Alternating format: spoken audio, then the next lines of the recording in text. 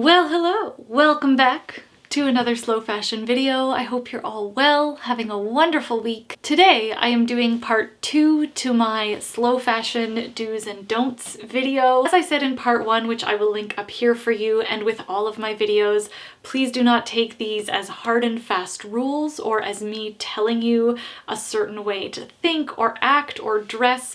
These are really just guideposts that I keep in mind or things that I've learned to think about as I discover more about slow fashion and I build my own slow fashion closet.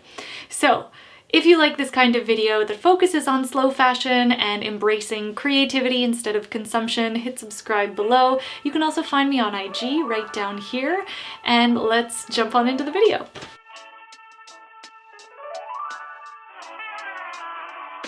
I think there is always this feeling of self-sacrifice when we think of slow fashion or consuming less, when really there is a whole other side to that, which is embracing your own creativity and feeling empowered to make your own decisions about how you want to dress rather than let trends and marketing campaigns dictate how you feel good in your clothes. I also believe that everyone can be creative. You don't have to be an editor or a stylist or some sort of fancy designer. We all have creativity innate in us. I think that was an overuse of words. We all have creativity within us. It's just a matter of exercising that muscle and actually giving yourself the time and patience to work on it.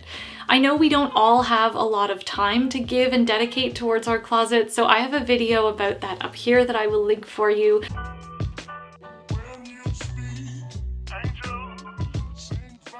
One of the easiest ways to simply be creative with what's already in your closet is to be open-minded and try new combinations, even if you think they won't go together, even if you think someone will judge you. Just wear it around your house and make sure you take photos of yourself in it if you are not wanting to wear something new out in public yet. But really, if you're hanging out with people who are judging you for what you wear, then maybe that's like something else to think about altogether. Making mistakes is part of every personal style journey. The whole point is to reflect on why you did or didn't like a certain thing.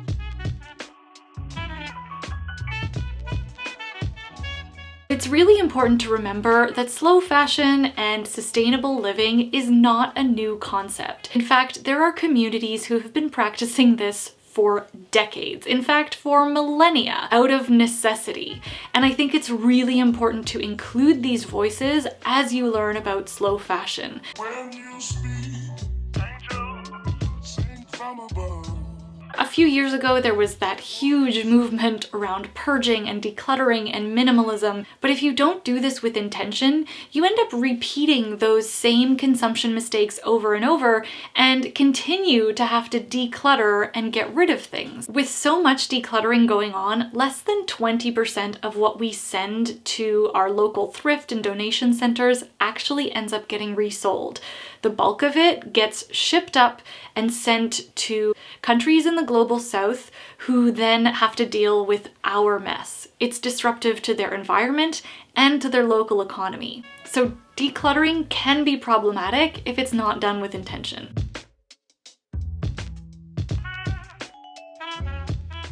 Slow fashion is a holistic approach to personal style. There's a really deep understanding that everything is connected, from the soil on a cotton farm all the way to the cashier who rings through your purchase. But what I find often happens in this space is that because of marketing and because everything on the internet moves so fast, we're made to think that one thing will make something more sustainable. Like I said, there is no silver bullet to sustainability, and that can also be a very overwhelming thing to think about. So what I like to do is pick my top 3 values when it comes to the environment and social justice, and I shop according to those values. Everybody's values are going to be different, but we can definitely appreciate them and respect them and make our own conscious choices using those as guideposts.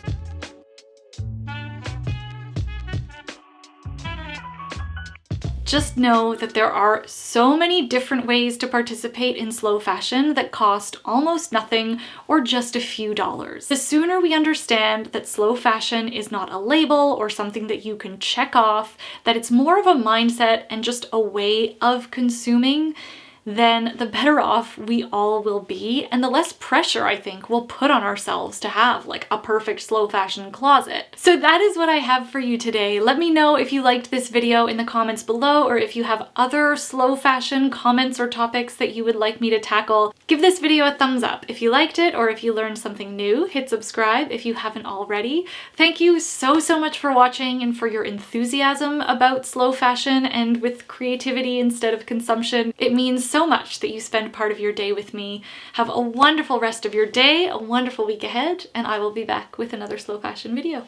Ciao! Thank you for watching. I don't know if I said that. Ciao!